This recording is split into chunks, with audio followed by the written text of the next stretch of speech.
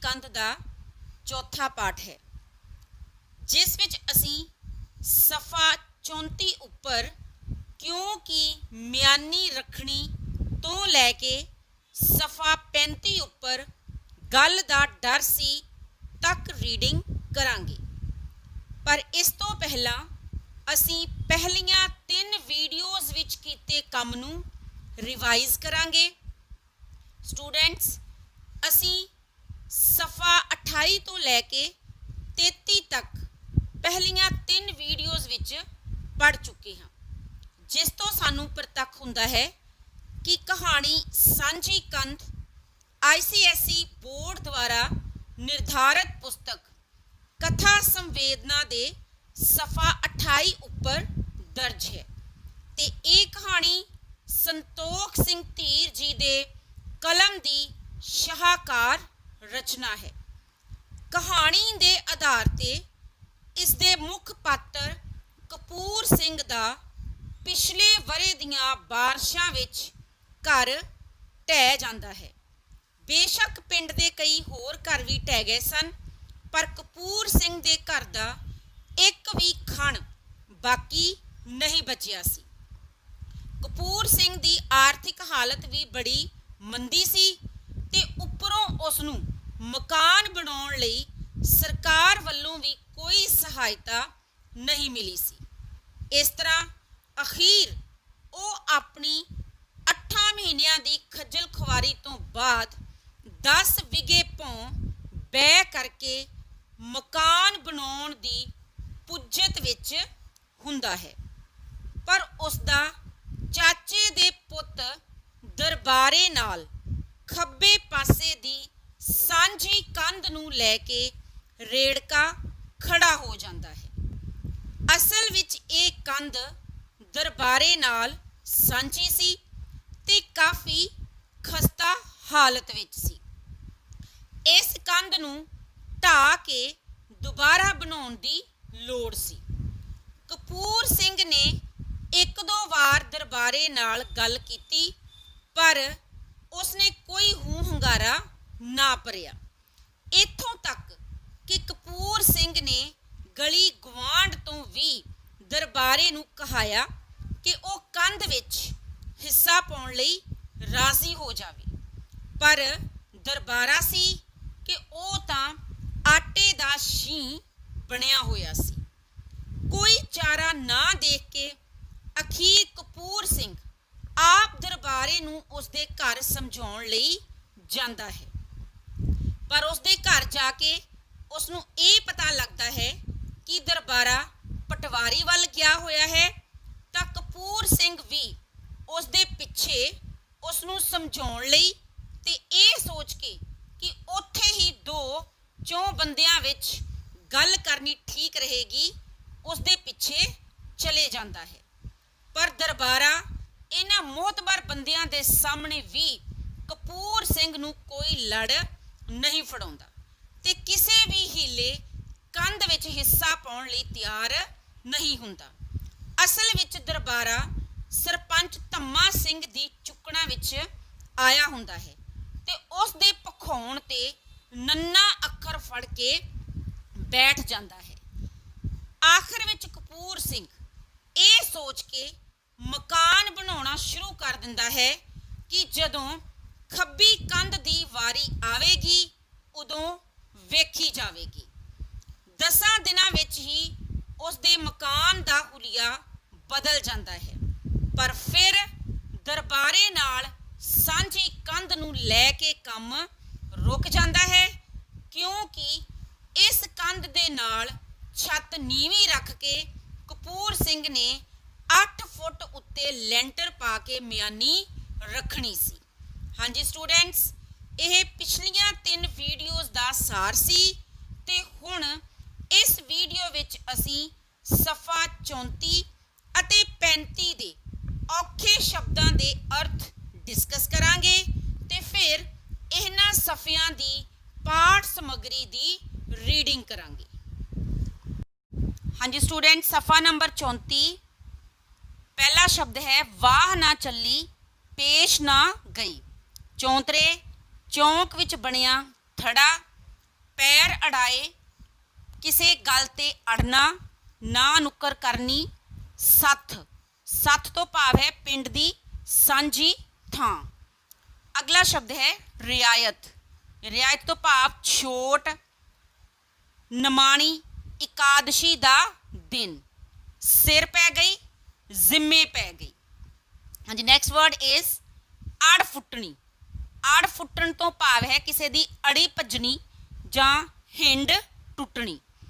ਹਿੱਕ ਉੱਤੇ ਸੱਪ ਲੇਟ ਰਿਹਾ ਸੀ। ਹਿੱਕ ਉੱਤੇ ਸੱਪ ਲੇਟਣਾ ਇੱਕ ਮੁਹਾਵਰਾ ਹੈ ਜਿਸ ਦਾ ਅਰਥ ਹੈ ਕਿਸੇ ਨਾਲ ਈਰਖਾ ਹੋਣੀ। ਨੈਕਸਟ ਵਰਡ ਹੈ ਅਮਾਨ। ਅਮਾਨ ਤੋਂ ਭਾਵ ਹੈ ਈਮਾਨ ਜਾਂ ਧਰਮ ਈਮਾਨ। ਹਾਂਜੀ, ਸਫਾ ਨੰਬਰ 35 ਜਮਾ ਵਿੰਗੀ ਹੈ। ਜਮਾ ਵਿੰਗੀ ਹੈ ਭਾਵ ਬਿਲਕੁਲ ਟੇਢੀ ਬਣੀ ਹੋਈ ਹੈ।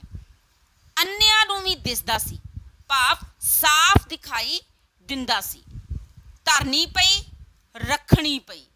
ਨੈਕਸਟ ਵਰਡ ਇਜ਼ ਵੰਗਾਰਿਆ। ਵੰਗਾਰਿਆ ਤੋਂ ਭਾਵ ਹੈ ਕਿਸੇ ਨੂੰ ਲਲਕਾਰਿਆ। ਨਿਊਚ। ਨਿਊਚ ਭਾਵ ਮਕਾਨ ਦੀ ਨੀਂਹ ਵਿੱਚ। ਅਗਲਾ ਸ਼ਬਦ ਹੈ ਗਾਲਾਂ ਦੀ ਵਾਛੜ ਭਾਵ ਬਹੁਤ ਜ਼ਿਆਦਾ ਗਾਲੀ ਗਲੋਚ ਕਰਨਾ। ਦੋ ਹੱਥੜੀ ਜੋੜ ਕੇ ਭਾਵ ਦੋਵਾਂ ਹੱਥਾਂ ਨਾਲ ਬੰਨ ਕੇ ਜਾਂ ਦੋਵਾਂ ਹੱਥਾਂ ਨੂੰ ਜੋੜ ਕੇ। ਤਤੀਰੀ ਖੂਨ ਦਾ ਵਗਣਾ। ਲਹੂ ਦੀ ਟੀਕ ਚੱਲ ਪਈ ਭਾਵ ਲਹੂ ਦੀ ਤਤੀਰੀ ਵਗਣੀ ਸ਼ੁਰੂ ਹੋ ਗਈ। ਕੰਨ ਪਈ ਆਵਾਜ਼ ਨਾ ਸੁਣੇ। ਕੰਨ ਪਈ ਆਵਾਜ਼ ਨਾ ਸੁਣਨਾ ਭਾਵ ਬਹੁਤ ਜ਼ਿਆਦਾ ਰੌਲਾ, ਬਹੁਤ ਜ਼ਿਆਦਾ ਸ਼ੋਰ ਸ਼ਰਾਬਾ ਹੋਣਾ। ਨੈਕਸਟ ਹੈ ਝੱਜੂ ਪਿਆ। ਝੱਜੂ ਪਿਆ ਬਹੁਤ ਜ਼ਿਆਦਾ ਝਗੜਾ ਹੋਇਆ, ਬਹੁਤ ਜ਼ਿਆਦਾ ਲੜਾਈ ਹੋਈ। ਰੂਦ ਛਣਿਆ। ਰੂਦ ਛਣਿਆ ਤੋਂ ਭਾਵ ਬਹੁਤ ਮੰਦੇ ਚੰਗੇ ਸ਼ਬਦ ਬੋਲੇ ਗਏ। ਹਾਂਜੀ, ਲਾਸਟ ਵਰਡ ਹੈ ਜਿਉਣ ਦਾ ਕੋਈ ਹੱਜ ਨਾ ਰਿਹਾ ਭਾਵ ਜਿਉਣ ਦਾ ਕੋਈ ਹਾਲ ਨਾ ਰਿਹਾ। ਹਾਂਜੀ ਸਟੂਡੈਂਟਸ, ਹੁਣ ਅਸੀਂ ਸਫਾ 34 ਤੋਂ ਰੀਡਿੰਗ ਸਟਾਰਟ ਕਰਾਂਗੇ। ਸਫਾ ਨੰਬਰ 34 ਕਿਉਂਕਿ ਉੱਤੇ ਮਿਆਨੀ ਰੱਖਣੀ ਸੀ। ਡਿਓਢੀ ਦਾ ਲਿੰਟਲ ਲਾਉਣ ਲਈ ਹੁਣ ਦਰਬਾਰੇ ਵਾਲੀ ਕੰਧ ਦਾ ਫੈਸਲਾ ਹੋਣਾ ਜ਼ਰੂਰੀ ਸੀ। ਇੱਕ ਦਿਨ ਵੀ ਹੋਰ ਕਿਸੇ ਪਾਸੇ ਹੱਥ ਨਹੀਂ ਸੀ ਚੱਲ ਸਕਦਾ।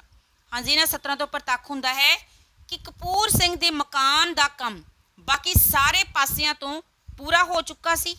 ਕੇਵਲ ਖੱਬੇ ਪਾਸੇ ਦੀ ਕੰਧ ਦਾ ਕੰਮ ਰੁਕਿਆ ਹੋਇਆ ਸੀ ਕਿਉਂਕਿ ਇਸ ਕੰਧ ਉੱਤੇ ਕਪੂਰ ਸਿੰਘ ਨੇ ਮਿਆਨੀ ਰੱਖਣੀ ਸੀ। ਪਰ ਦਰਬਾਰੇ ਦੀ ਸਹਿਮਤੀ ਬਿਨਾਂ ਇਸ ਕੰਧ ਦਾ ਫੈਸਲਾ ਨਹੀਂ ਹੋ ਰਿਹਾ ਸੀ। ਜਦ ਕੋਈ ਵਾਹ ਨਾ ਚੱਲੀ ਤਾਂ ਕਪੂਰ ਸਿੰਘ ਦਰਵਾਜ਼ੇ ਇਕੱਠ ਕੀਤਾ। ਸਾਰਾ ਪਿੰਡ ਚੌਂਤਰੇ ਉੱਤੇ ਜੁੜ ਗਿਆ। ਪੰਚਾਇਤ ਨੇ ਦਰਬਾਰੇ ਨੂੰ ਸੱਥ ਵਿੱਚ ਬੁਲਾਇਆ ਤੇ ਕੰਧ ਕਰਨ ਲਈ ਆਖਿਆ। ਪਹਿਲਾਂ ਤਾਂ ਉਹਨੇ ਬੜੇ ਪੈਰ ਅੜਾਏ, ਮੈਂ ਕੁੜੀ ਦਾ ਵਿਆਹ ਕਰਨਾ, ਮੈਨੂੰ ਲੋੜ ਨਹੀਂ, ਮੇਰੀ ਪੁੱਜਤ ਨਹੀਂ। ਅਖੀਰ ਪੰਚਾਇਤ ਨੇ ਸਮਝਾ ਧਮਕਾ ਕੇ ਮਨਾ ਹੀ ਲਿਆ। ਪਿੰਡ ਦੀ ਸਾਂਝੀ ਰਾਏ ਸਾਹਮਣੇ ਉਹਨੂੰ ਝੁਕਣਾ ਪੈ ਗਿਆ ਸੀ। ਹਾਂਜੀ, ਇਸ ਪੈਰੇ ਤੋਂ ਪ੍ਰਤੱਖ ਹੁੰਦਾ ਹੈ ਕਿ ਜਦੋਂ ਦਰਬਾਰੇ ਦੀ ਅੜੀ ਕਾਰਨ ਸਾਂਝੀ ਕੰਧ ਦਾ ਫੈਸਲਾ ਨਹੀਂ ਹੁੰਦਾ ਤਾਂ ਕਪੂਰ ਸਿੰਘ ਕੋਈ ਪੇਸ਼ ਨਾ ਜਾਂਦੀ ਵੇਖ ਕੇ ਪੰਚਾਇਤ ਬੁਲਾਉਂਦਾ ਹੈ। ਪੰਚਾਇਤ ਦੇ ਸਾਹਮਣੇ ਦਰਬਾਰੇ ਨੂੰ ਸਾਂਝੀ ਕੰਧ ਵਿੱਚ ਹਿੱਸਾ ਪਾਉਣ ਲਈ ਮੰਨਣਾ ਪੈਂਦਾ ਹੈ। ਉਸ ਨੂੰ ਪਿੰਡ ਦੀ ਸਾਰੀ ਸਾਂਝੀ ਰਾਏ ਦੇ ਸਾਹਮਣੇ ਝੁਕਣਾ ਪੈ ਜਾਂਦਾ ਹੈ। ਬੇਸ਼ੱਕ ਉਹ ਕਈ ਬਹਾਨੇ ਬਣਾਉਂਦਾ ਹੈ ਪਰ ਪੰਚਾਇਤ ਦੁਆਰਾ ਉਸ ਨੂੰ ਮਨਾ ਹੀ ਲਿਆ ਜਾਂਦਾ ਹੈ। ਮਜ਼ਦੂਰੀ ਉਹਨੂੰ ਛੱਡੀ ਗਈ। ਇੱਟਾਂ ਤੇ ਹੋਰ ਸਾਮਾਨ ਦਾ ਅੱਧ ਦੇਣਾ ਕੀਤਾ ਉਹਨੂੰ ਕਿਉਂਕਿ ਕੰਧ ਦੀ ਹਾਲੇ ਇੰਨੀ ਲੋੜ ਨਹੀਂ ਸੀ। ਇਸ ਲਈ ਰਿਆਇਤ ਵਜੋਂ ਰਕਮ 2 ਲੰਮੀਆਂ ਕਿਸ਼ਤਾਂ ਵਿੱਚ ਵੰਡ ਦਿੱਤੀ। ਆਉਂਦੀ ਲੋਹੜੀ ਛੱਡ ਕੇ ਪਹਿਲੀ ਕਿਸ਼ਤ ਨਮਾਣੀ ਨੂੰ ਤੇ ਦੂਜੀ ਅਗਲੀ ਲੋਹੜੀ ਨੂੰ ਕਾਗਜ਼ ਬਣ ਗਿਆ। ਹਾਂਜੀ, ਜਦੋਂ ਕਪੂਰ ਸਿੰਘ ਪੰਚਾਇਤ ਬੁਲਾਉਂਦਾ ਹੈ ਤਾਂ ਬੇਸ਼ੱਕ ਦਰਬਾਰਾ ਕਈ ਬਹਾਨੇ ਬਣਾਉਂਦਾ ਹੈ ਪਰ ਪੰਚਾਇਤ ਦੁਆਰਾ ਫੈਸਲਾ ਕਪੂਰ ਸਿੰਘ ਦੇ ਹੱਕ ਵਿੱਚ ਕੀਤਾ ਜਾਂਦਾ ਹੈ ਤੇ ਦਰਬਾਰੇ ਨੂੰ ਉਹਨਾਂ ਦੀ ਰਾਏ ਅੱਗੇ ਝੁਕਣਾ ਪੈਂਦਾ ਹੈ। ਪੰਚਾਇਤ ਇਹ ਫੈਸਲਾ ਕਰਦੀ ਹੈ ਕਿ ਦਰਬਾਰੇ ਨੂੰ ਮਜ਼ਦੂਰੀ ਛੱਡ ਦਿੱਤੀ ਜਾਵੇਗੀ ਤੇ ਕੇਵਲ ਉਹ ਇੱਟਾਂ ਤੇ ਕੰਧ ਦੇ ਉੱਪਰ ਲੱਗਣ ਵਾਲੇ ਹੋਰ ਸਮਾਨ ਦਾ ਅੱਧਾ ਹਿੱਸਾ ਦੇਵੇਗਾ। ਪਰ ਕਿਉਂਕਿ ਉਸ ਨੂੰ ਖੜੇ ਪੈਰ ਇਸ ਕੰਧ ਦੀ ਜ਼ਰੂਰਤ ਨਹੀਂ ਸੀ, ਇਸ ਕਰਕੇ ਉਸ ਨੂੰ ਕੁਝ ਛੋਟ ਦਿੱਤੀ ਜਾਂਦੀ ਹੈ ਕਿ ਉਹ ਇਸ ਸਮਾਨ ਦਾ ਅੱਧਾ ਖਰਚ 2 ਹਿੱਸਿਆਂ ਵਿੱਚ ਦੇਵੇਗਾ। ਪਹਿਲਾ ਹਿੱਸਾ ਉਹ ਪਹਿਲੀ ਆਉਂਦੀ ਲੋਹੜੀ ਨੂੰ ਛੱਡ ਕੇ ਨਿਮਾਣੀ ਭਾਵ ਇਕਾਦਸ਼ੀ ਦੇ ਦਿਨ ਦੇਵੇਗਾ ਤੇ ਦੂਸਰਾ ਹਿੱਸਾ ਉਹ ਅਗਲੀ ਲੋਹੜੀ ਨੂੰ ਦੇਵੇਗਾ ਤੇ ਇਹ ਸਾਰਾ ਫੈਸਲਾ ਲਿਖਤੀ ਰੂਪ ਵਿੱਚ ਤੈਅ ਹੁੰਦਾ ਹੈ। ਹਾਂਜੀ, ਨੈਕਸਟ ਪੈਰਾ। ਭਾਵੇਂ ਮਜੂਰੀ ਸਾਰੀ ਕਪੂਰ ਸਿੰਘ ਦੇ ਹੀ ਸਿਰ ਪੈ ਗਈ ਸੀ, ਜੋ 80-82 ਤੱਕ ਬਣਦੀ ਸੀ, ਤਾਂ ਵੀ ਉਹ ਖੁਸ਼ ਸੀ। ਕੰਮ ਤੁਰਦਾ ਹੋ ਗਿਆ। ਉਹਦੇ ਸਿਰ 40 ਕੋ ਹੀ ਵੱਧ ਪਏ। ਕੋਈ ਗੱਲ ਨਹੀਂ, ਇੰਨਾ ਕੁਝ ਤਾਂ ਉਹ ਆਪ ਜਾ ਕੇ ਦਰਬਾਰੇ ਨੂੰ ਕਹਿੰਦਾ ਹੀ ਸੀ। ਅਗਲੇ ਦਿਨ ਪੰਚਾਇਤ ਦੇ 4 ਆਦਮੀ ਆਏ ਤੇ ਸਾਹਮਣੇ ਕੰਧ ਢਹਾ ਕੇ ਨੀਂਹ ਪੁਟਵਾਉਣ ਲੱਗੇ। ਇੱਟ ਧਰਨ ਵੇਲੇ ਕੰਧ ਉੱਤੇ ਮੇਲਾ ਲੱਗ ਗਿਆ। ਹਾਂਜੀ, ਪੰਚਾਇਤ ਦੇ ਫੈਸਲੇ ਅਨੁਸਾਰ ਬੇਸ਼ੱਕ ਮਜ਼ਦੂਰੀ ਦਾ ਸਾਰਾ ਖਰਚਾ ਕਪੂਰ ਸਿੰਘ ਦੇ ਹਿੱਸੇ ਆ ਜਾਂਦਾ ਹੈ, ਪਰ ਫਿਰ ਵੀ ਕਪੂਰ ਸਿੰਘ ਖੁਸ਼ ਹੁੰਦਾ ਹੈ ਕਿਉਂਕਿ ਬੇਸ਼ੱਕ ਉਸ ਨੂੰ ਵੱਧ ਪੈਸੇ ਖਰਚਣੇ ਪੈਣੇ ਸਨ, ਪਰ ਉਹ ਇਸ ਲਈ ਸੰਤੁਸ਼ਟ ਸੀ ਕਿ ਘੱਟੋ ਘੱਟ ਉਸ ਦੇ ਮਕਾਨ ਦਾ ਜੋ ਕੰਮ ਅੜਿਆ ਹੋਇਆ ਸੀ ਉਹ ਕੰਮ ਹੁਣ ਤੁਰ ਪਵੇਗਾ ਤੇ ਉਸ ਦਾ ਮਕਾਨ ਸਿਰੇ ਚੜ ਪਵੇਗਾ। ਉਹ ਇਹ ਵੀ ਸੋਚਦਾ ਸੀ ਕਿ 40 ਕੁ ਰੁਪਏ ਉਸ ਦੇ ਵੱਧ ਖਰਚ ਹੋ ਜਾਣਗੇ ਤਾਂ ਇਸ ਵਿੱਚ ਕੋਈ ਹਰਜ਼ ਨਹੀਂ ਹੈ, ਕਿਉਂਕਿ ਇੰਨੀ ਗੱਲ ਤਾਂ ਉਹ ਆਪ ਵੀ ਜਾ ਕੇ ਦਰਬਾਰੇ ਨੂੰ ਸਮਝਾਉਣ ਦੀ ਕੋਸ਼ਿਸ਼ ਕਰਦਾ ਹੀ ਰਿਹਾ ਸੀ। ਇਸ ਤਰ੍ਹਾਂ ਪੰਚਾਇਤ ਦੇ ਫੈਸਲੇ ਅਨੁਸਾਰ ਅਗਲੇ ਦਿਨ 4 ਪੰਚਾਇਤ ਦੇ ਆਦਮੀ ਆਉਂਦੇ ਹਨ, ਜਿਨ੍ਹਾਂ ਦੇ ਸਾਹਮਣੇ ਪੁਰਾਣੀ ਕੱਚੀ ਕੰਧ ਨੂੰ ਢਹਾ ਕੇ ਨਵੀਂ ਕੰਧ ਨੂੰ ਬਣਾਉਣ ਲਈ ਉਸ ਦੀ ਨੀਂਹ ਪਟਵਾਉਣੀ ਸ਼ੁਰੂ ਕਰ ਦਿੱਤੀ ਜਾਂਦੀ ਹੈ। ਤੇ ਇਸ ਤਰ੍ਹਾਂ ਆਂਢੀਆਂ ਗੁਆਂਢੀਆਂ ਤੇ ਪਿੰਡ ਦੇ ਕੁਝ ਲੋਕਾਂ ਦਾ ਕੰਧ ਨੂੰ ਬਣਦਿਆਂ ਵੇਖਣ ਲਈ ਉੱਥੇ ਇੱਕ ਮੇਲਾ ਜਿਹਾ ਹੀ ਲੱਗ ਜਾਂਦਾ ਹੈ। ਦਰਬਾਰਾ ਖੁਸ਼ ਤਾਂ ਅੱਗੇ ਹੀ ਨਹੀਂ ਸੀ, ਪਰ ਜਦ ਹੁਣ ਕੰਧ ਬਣਨ ਹੀ ਲੱਗ ਗਈ ਤਾਂ ਅੜ ਫੁੱਟਣ ਦੀ ਨਮੋਸ਼ੀ ਵਿੱਚ ਉਹਦੀ ਹਿੱਕ ਉੱਤੇ ਸੱਪ ਲਿਟ ਰਿਹਾ ਸੀ। ਇੱਕ ਪਾਸਿਓਂ ਧੰਮਾ ਸਿੰਘ ਸਰਪੰਚ ਨੇ ਰੱਸੀ ਫੜੀ, ਦੂਜੇ ਪਾਸਿਓਂ ਨਾਹਰ ਸਿੰਘ ਅਕਾਲੀ ਨੇ। ਜਦ ਰੱਸੀ ਨਾਹਰ ਸਿੰਘ ਨੇ ਨੀਂਹ ਦੇ ਸਿਰੇ ਉੱਤੇ ਛੋਹੀ ਤਾਂ ਝੱਟ ਬੁਖਲਾਈ ਆਵਾਜ਼ ਵਿੱਚ ਦਰਬਾਰਾ ਬੋਲਿਆ, ਆਪਣੇ ਅਮਾਨ ਨੂੰ ਜਾਣ ਕੇ ਨਿਆਂ ਕਰੀ ਕਾਲੀਆ। ਸਾਨੂੰ ਤਾਂ ਦੋਵੇਂ ਇਕਸਾਰ ਦਰਬਾਰਾ ਸਿਆਂ, ਨਾਹਰ ਸਿੰਘ ਨੇ ਉੱਤਰ ਦਿੱਤਾ। ਸਾਰੇ ਲੋਕ ਇੱਕ ਟੱਕ ਰੱਸੀ ਵੱਲ ਦੇਖਣ ਲੱਗੇ। ਪਰਲੇ ਸਿਰੇ ਬੈਠਾ ਧੰਮਾ ਸਿੰਘ ਸਰਪੰਚ ਨੇ ਹੱਥ ਭਰ ਕਪੂਰ ਸਿੰਘ ਵੱਲ ਰੱਸੀ ਧਰ ਦਿੱਤੀ। ਹਾਂਜੀ, ਇਹਨਾਂ ਸਤਰਾਂ ਨੂੰ ਪੜ੍ਹ ਕੇ ਕੀ ਪ੍ਰਤੱਖ ਹੁੰਦਾ ਹੈ ਕਿ ਦਰਬਾਰਾ ਇਸ ਫੈਸਲੇ ਤੋਂ ਖੁਸ਼ ਨਹੀਂ ਸੀ, ਕਿਉਂਕਿ ਉਸ ਨੂੰ ਇਹ ਮਹਿਸੂਸ ਹੋ ਰਿਹਾ ਸੀ ਕਿ ਉਸ ਦੀ ਜ਼ਿੱਦ ਪੂਰੀ ਨਹੀਂ ਹੋਈ, ਉਸ ਦੀ ਅੜੀ ਭੱਜ ਗਈ ਹੈ ਤੇ ਇਸ ਨੂੰ ਉਹ ਆਪਣੇ ਵਾਸਤੇ ਸ਼ਰਮ ਦੀ, ਨਮੋਸ਼ੀ ਦੀ ਜਾਂ ਹੇਠੀ ਦੀ ਗੱਲ ਸਮਝ ਰਿਹਾ ਸੀ।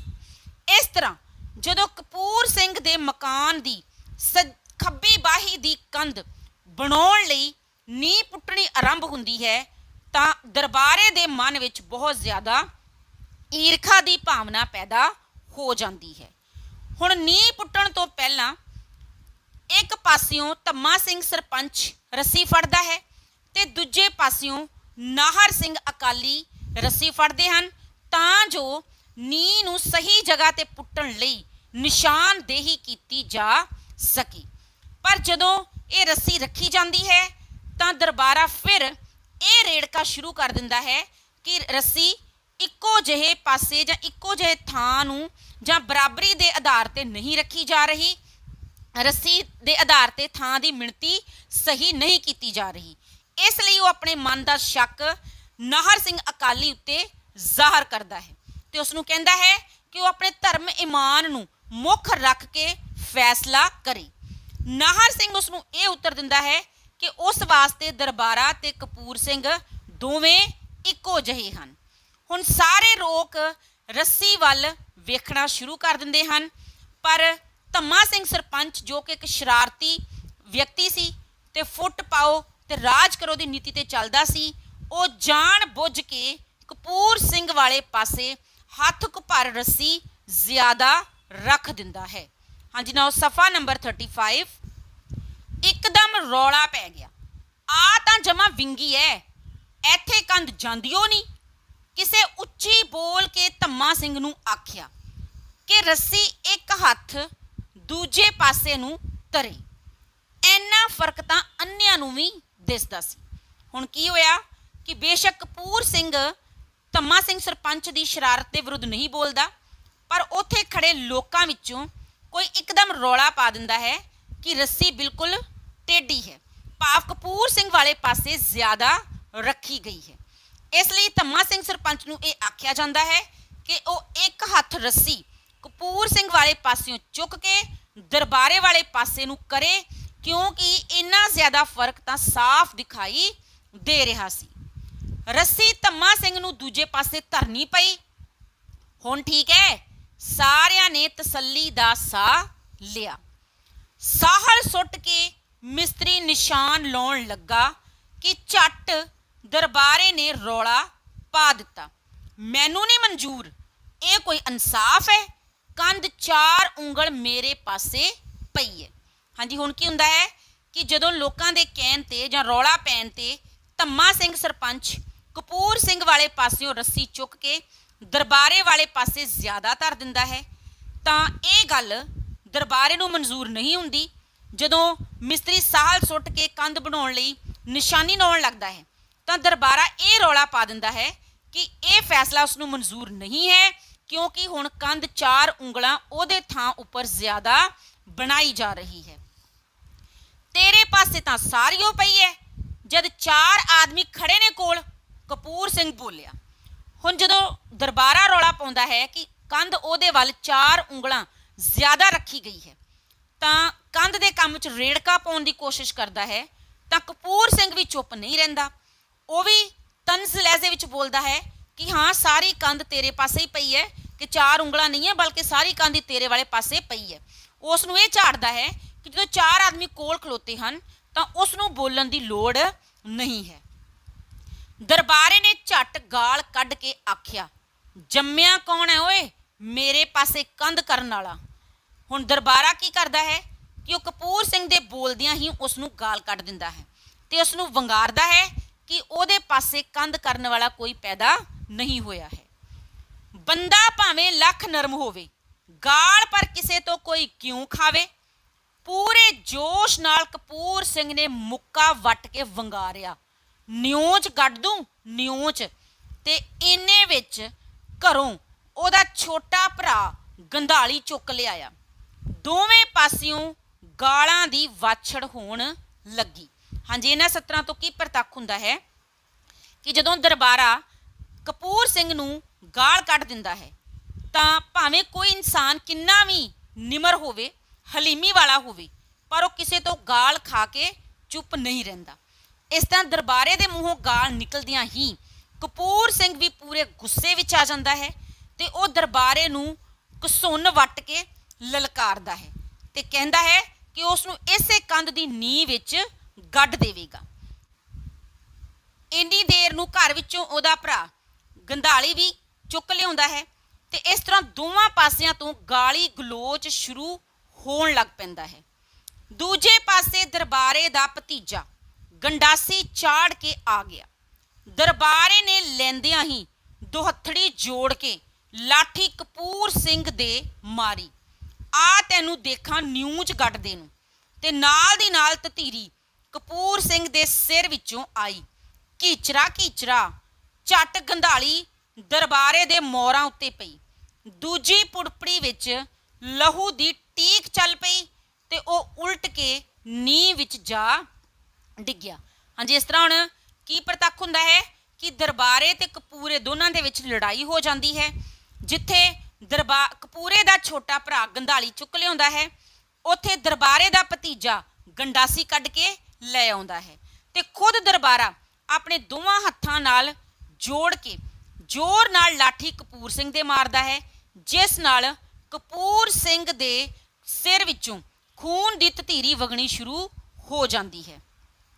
ਫਿਰ ਇੱਕ ਜਿਹੜੀ ਲਾਠੀ ਹੈ ਜਾਂ ਗੰਧਾਲੀ ਹੈ ਉਹ ਦਰਬਾਰੇ ਦੀਆਂ ਮੋਹਰਾਂ ਉੱਤੇ ਪੈਂਦੀ ਹੈ ਤੇ ਦੂਜੀ ਪੁੜਪੜੀ ਵਿੱਚੋਂ ਉਸਦੇ ਵੀ ਲਹੂ ਦੀ ਟੀਕ ਭਾਵ ਲਹੂ ਦੀ ਧਤੀਰੀ ਵਗਣੀ ਸ਼ੁਰੂ ਹੋ ਜਾਂਦੀ ਹੈ ਤੇ ਸੱਟ ਲੱਗਣ ਨਾਲ ਉਹ ਉਲਟ ਕੇ ਕੰਧ ਵਾਸਤੇ ਜੋ ਨੀਂਹ ਪੁੱਟੀ ਹੋਈ ਸੀ ਉਹਦੇ ਵਿੱਚ ਜਾ ਕੇ ਡਿੱਗਦਾ ਹੈ। ਪੰਚ ਰੱਸੀ ਛੱਡ ਕੇ ਪਰਾਂ ਹੋ ਗਏ ਸਨ। ਆਖਰ ਕੁਝ ਲੋਕ ਹੌਸਲਾ ਕਰਕੇ ਛਡਾਉਣ ਲੱਗੇ। ਤੀਵੀਆਂ ਘਰਾਂ ਚੋਂ ਨਿਕਲ ਕੇ ਆਮੋ ਸਾਹਮਣੇ ਬਾਹਾਂ ਉਲਾਰਦੀਆਂ ਮਿਹਣੋ ਮਿਹਣੀ ਹੋਣ ਲੱਗੀਆਂ। ਚੀਕ ਚਿਹਾੜਾ, ਗਾਲਾਂ ਦੁੱਪੜਾਂ, ਕੰਨ ਪਈ ਆਵਾਜ਼ ਨਾ ਸੁਣੇ।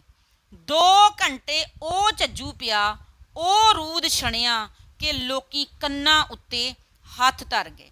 ਇਸ ਤਰ੍ਹਾਂ ਜਦੋਂ ਦੋਵੇਂ ਭਰਾ ਲਹੂ ਲੁਹਾਨ ਹੋ ਜਾਂਦੇ ਹਨ ਤਾਂ ਉਹਨਾਂ ਨੂੰ ਲੜਦਿਆਂ ਵੇਖ ਕੇ ਫੈਸਲੇ ਲਈ ਆਏ ਪੰਚ ਰੱਸੀ ਛੱਡ ਕੇ ਪਰੇ ਹਟ ਜਾਂਦੇ ਹਨ। ਅਖੀਰ ਉੱਥੇ ਖੜੇ ਲੋਕਾਂ ਵਿੱਚੋਂ ਕੁਝ ਲੋਕ ਉਹਨਾਂ ਦੀ ਫੜੋ ਛਡਾਓ ਕਰਾਉਂਦੇ ਹਨ। ਦੋਵਾਂ ਘਰਾਂ ਦੀਆਂ ਤੀਵੀਆਂ ਵੀ ਆਪਸ ਵਿੱਚ ਖੂਬ ਮਿਹਣੋ ਮਿਹਣੀ ਹੁੰਦੀਆਂ ਹਨ ਤੇ 2 ਘੰਟੇ ਉਹ ਗਾਲੀ ਗਲੋਚ ਹੁੰਦਾ ਹੈ ਕਿ ਜਿਸ ਨੂੰ ਸੁਣ ਕੇ ਲੋਕ ਆਪਣੇ ਕੰਨਾਂ ਉੱਤੇ ਹੱਥ ਧਰ ਲੈਂਦੇ ਹਨ। ਇਸ ਤੋਂ ਮਗਰੋਂ ਕੁਝ ਦਿਨ ਪਾ ਕੇ ਕੰਧ ਤਾਂ ਬਣ ਗਈ, ਜਿਹੋ ਜਿਹੀ ਚਾਹੀਦੀ ਸੀ ਉਹ ਜਿਹੀ ਬਣ ਗਈ, ਪਰ ਜਿਉਣ ਦਾ ਕੋਈ ਹੱਜ ਨਾ ਰਿਹਾ, ਜਿਹੜੀ ਗੱਲ ਦਾ ਡਰ ਸੀ। ਹਾਂਜੀ, ਕੀ ਨਤੀਜਾ ਨਿਕਲਦਾ ਹੈ ਕਿ ਬੇਸ਼ੱਕ ਇਹਨੇ ਲੜਾਈ ਝਗੜੇ ਤੋਂ ਬਾਅਦ ਕਪੂਰ ਸਿੰਘ ਦੀ ਪੱਕੀ ਕੰਧ ਬਣ ਜਾਂਦੀ ਹੈ, ਪਰ ਦੋਹਾਂ ਘਰਾਂ ਦੇ ਵਿੱਚ ਦੁਸ਼ਮਣੀ ਪੈ ਜਾਂਦੀ ਹੈ, ਵੈਰ ਪੈ ਜਾਂਦਾ ਹੈ, ਬੋਲ ਚਾਲ ਬੰਦ ਹੋ ਜਾਂਦਾ ਹੈ ਤੇ ਦੋਹਾਂ ਘਰਾਂ ਵਿੱਚ ਜਿਉਣ ਦਾ ਕੋਈ ਹੱਜ ਨਹੀਂ ਰਹਿੰਦਾ ਹੈ। ਹਾਂਜੀ ਸਟੂਡੈਂਟਸ, ਇਹ ਅਸੀਂ 34 ਅਤੇ 35 ਪੇਜ ਦੇ ਔਖੇ ਸ਼ਬਦਾਂ ਦੀ ਡਿਸਕਸ਼ਨ ਕੀਤੀ ਹੈ ਤੇ ਸੇਮ ਸਫ਼ਿਆਂ ਦੀ ਪਾਠ ਸਮੱਗਰੀ ਨੂੰ ਰੀਡ ਕਰਕੇ ਉਸ ਨੂੰ ਐਕਸਪਲੇਨ ਕੀਤਾ ਹੈ। ਬਾਕੀ ਪੇਜਾਂ ਦੀ ਰੀਡਿੰਗ ਅਸੀਂ ਅਗਲੀ ਵੀਡੀਓ ਵਿੱਚ ਕਰਾਂਗੇ। ਤਦ ਤੱਕ ਧੰਨਵਾਦ।